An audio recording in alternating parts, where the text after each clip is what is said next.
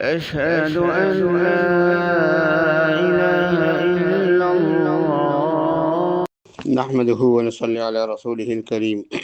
أما بعد فأعوذ بالله من الشيطان الرجيم بسم الله الرحمن الرحيم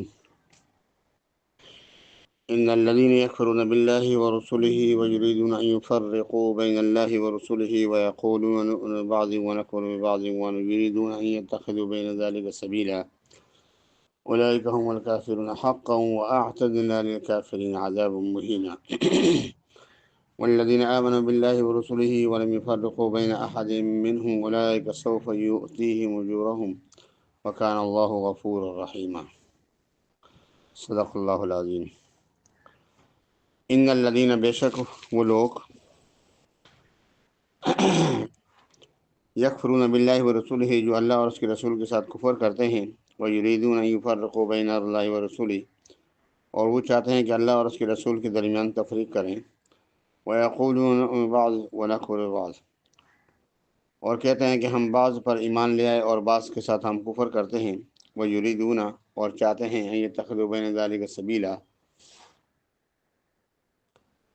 کہ اس کے درمیان کوئی راستہ وہ تجویز کریں۔ اولئک هم الکافرون حقا، یہ وہ لوگ ہیں جو یقیناً پکے کافر ہیں، وَأَعْتَدْنَا لِلْكَافِرِينَ عَذَابًا مُهِينًا، اور ہم نے کافروں کے لیے ذلیل کرنے والا عذاب تیار کر رکھا ہے۔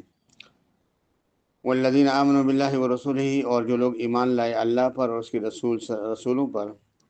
اور ان میں سے کسی کے درمیان بھی وہ تفریق نہیں کرتے، یہ وہ لوگ ہیں کہ ان قریب اللہ تعالیٰ ان کو اجر عطا فرمائے گا، اور اللہ تعالیٰ بخشنے والا ہے اور مہربان ہے۔ اللہ تعالیٰ پر اور اس کے تمام رسولوں پر ایمان لانا یہ فرض ہے۔ صاحب معانی تنزیل نے لکھا ہے کہ آیت میں ان الذین یکفرون باللہ ورسولہ سے یہودیوں کے بارے میں یہ نازل ہوئی ہے۔ یہ لوگ حضرت موسیٰ علیہ السلام پر تو ایمان لاتے اور تورات پر بھی ایمان رکھتے، اور عزیر علیہ السلام پر ایمان لائے، اور حضرت عیسیٰ علیہ السلام اور حضرت محمد صلی اللہ علیہ وسلم پر ایمان نہ لائے، اس کے ساتھ انہوں نے کفر کیا، اور انجیل اور قرآن دونوں کے یہ منکر ہوئے۔ ان لوگوں نے ایسا راستہ نکالا ہے کہ اللہ پر تو ایمان لائیں اور اس کے رسولوں پر ایمان نہ لائیں، بعضوں پر ایمان رکھیں اور بعضوں کا انکار کریں۔ تو جو شخص صرف اللہ پر ایمان لائے اور کسی رسول پر ایمان نہیں لائے گا، یہ بھی کفر ہے،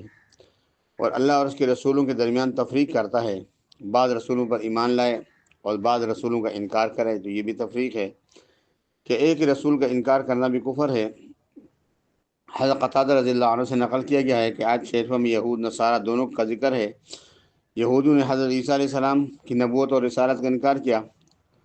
اور یہود نصارہ نے حضرت سیدنا محمد صلی اللہ علیہ وسلم کی نبوت اور رسالت کا بھی انکار کیا۔ اللہ تعالیٰ کا جو دین ہے اسے دونوں جماعتوں نے چھوڑ دیا۔ اللہ تعالیٰ کے ہر نبی پر ایمان لانا فرض ہے۔ جن لوگوں نے کسی بھی نبی کا انکار کیا ان کے بارے میں اللہ نے فرمایا کہ اولئک هم الکافرون حقا، یہ وہ لوگ ہیں جو پکے کافر ہیں اور ان کے کفر میں کوئی شک نہیں، اور فرمایا کہ ہم نے کافروں کے لیے ذلیل کرنے والا عذاب تیار کر لیا ہے۔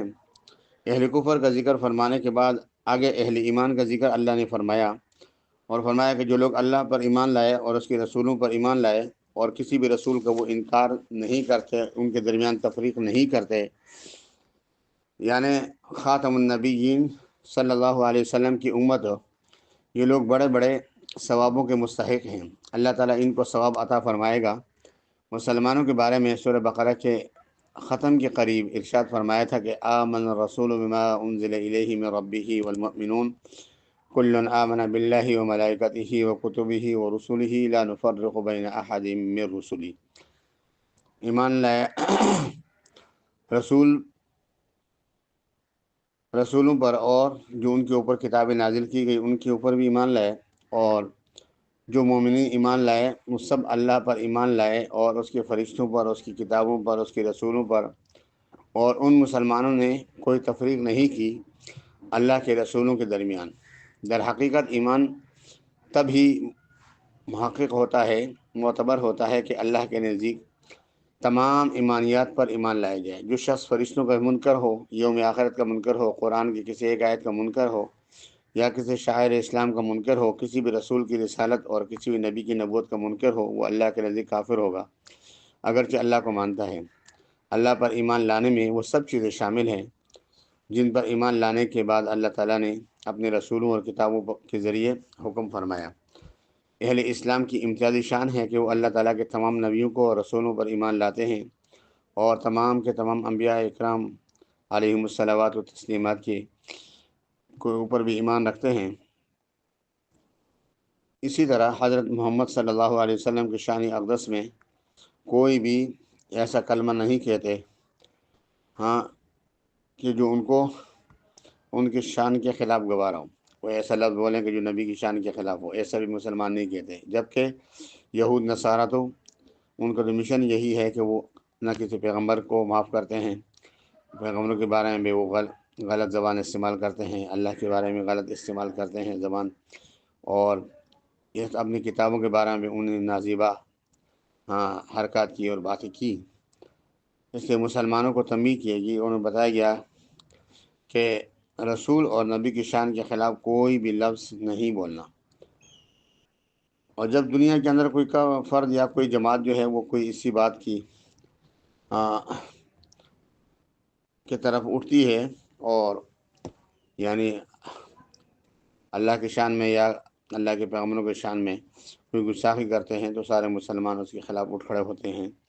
اور مسلمان الحمدللہ آج ہی اللہ رب العزت کے صحیح معنوں میں جو اللہ کی فوج ہے وہ مسلمانوں کی جماعت ہے کہ جو ہر کفر ہر باطل کے مقابلے میں اور مسلمان کھڑے ہوتے ہیں، حق کا ساتھ دیتے ہیں اور باطل کے مقابلے کے لیے ہر وقت ہر سر پیکار رہتے ہیں۔ اللہ تعالیٰ مسلمانوں کو اتحاد اور اتفاق کے ساتھ اللہ کے تمام احکامات کی پابندی، اللہ کے رسولوں کے اوپر ایمان اور نبی پاک صلی اللہ علیہ وسلم کے لائے ہوئے دین کی پابندی کی توفیق عطا فرمائے، اور جتنے بھی غیر مسلم ہیں اللہ تعالیٰ ہم سب کو ہدایت عطا فرمائے۔ وآخر دعوانا الحمدللہ رب العالمین۔ یہ سورہ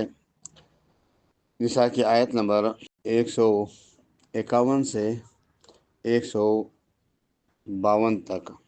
آپ کے سامنے تلاوت کی گئی۔